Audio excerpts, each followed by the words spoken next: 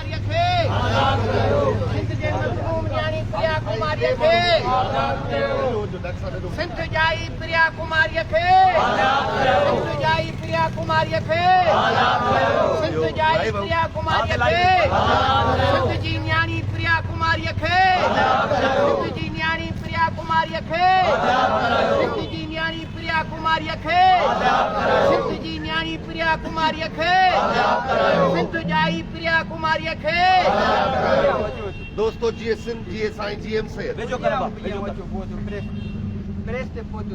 ही मार्च प्रिया कुमारी खे आज़ाद कयो ऐं खंबे गुम कयल सिंधी सियासी कारकुननि खे आज़ाद कयो। बावड़ो नेशनल प्रेस क्लब खां बबरलो बाईपास ताईं असांजो ही बंद एहतजाज हूंदो, पर सब खां पहिरियां मां हिकिड़ी ॻाल्हि क्लियर कयां त प्रिया कुमारी केस हिकु ठरियल चुल्ह हुई। प्रिया कुमारी जो केस हिकु ठरियल चुल्ह हुई। उनखे जंहिं माण्हूअ फूकूं ॾेई बबड़ भड़कायो आहे उहो असांजो डॉक्टर नज़ीर खोखर साहब आहे। असीं सिंध सभा पारां ज़रूर ही मार्च खणी हलूं था, पर आउं चवंदुमि त ही सॼो कमु हिन माण्हू जो आहे। जे ही माण्हू उहा चुरपुर ऐं लगातार महीननि जा महीना न करे हा त जेकर प्रिया कुमारी बि सिंध जे ॿियनि अणगड़नि खंबे गुम कयल न्याणियुनि जी विसी चुकी हुजे हा। ऐं ही पंध जेको बि आहे प्रिया कुमारी जी आज़ादी जे लाइ ऐं खंबे गुम कयल समूरनि सियासी कारकुननि जी आज़ादी जे लाइ सिंध सभा करे थी, पर हुनजो सरवाण डॉक्टर नज़ीर खोखर साहब आहे। ऐं हिन में असांजो ख़ासि पार्टनर जेको आहे असांजो साथी पंहिंजो नसरुल्लाह गडाणी साईं आहे।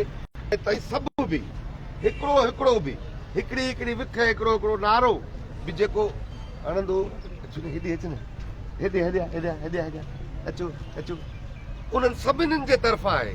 सिंध सभा तव्हांजी मिज़बान आहे। प्रिया कुमारी खे प्रिया कुमारी खे अच्छी भेजो जी डॉक्टर साहब जी सही। मुंहिंजा सिंध वासियो, मुंहिंजा महबूब ओबाड़ो वासियो, ही जेका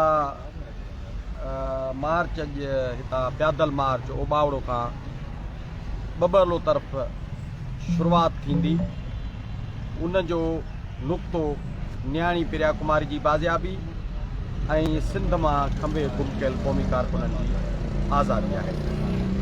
प्रिया कुमारी जी जेका जुदोजहद असां शुरू कईसीं राणीपुर खां, उहो कंदकोट कश्मोर धरणो में जॾहिं सागर कुमार जा वारिस क़ौमी क़यादतुनि खे ऐलान पिया कनि त धरणो ख़तमु न कयो, तव्हां धरणो ख़तमु कंदो असांजा बच्चा बाज़ियाब न थींदा। उन जे रद्द अमल में ॿियो जेको फातिमा परड़ो राणीपुर में अज़ियतनाक मौत जो शिकार थी, उन जे नतीजे में असां सोचियोसीं त फातिमा खे बि न बचाए सघियासीं ऐं सागर कुमार बि उन वक़्तु 6 सेप्टेम्बर ताईं आज़ादु न थियो। असां चयो अचो त सागर कुमार ऐं प्रिया कुमारी, फातिमा परड़ो वीचारी जहिड़ी न बची उन वक़्तु, अचो त सिंध जी उहा न्याणी जेका क़ैद में आहे ऐं सागर कुमार समेत ॿिया जेके सिंधवासी अगवा ऐं गुम कयल आहिनि उन्हनि जी बाज़ियाबी लाइ जुदोजहद कयूं। 6 सेप्टेम्बर खां पोइ असां 3 फरवरी ताईं, 6 सेप्टेम्बर 2023 खां 3 फरवरी 2024 ताईं असां मुसलसिल 24 कलाक जुदोजहद जारी रखी।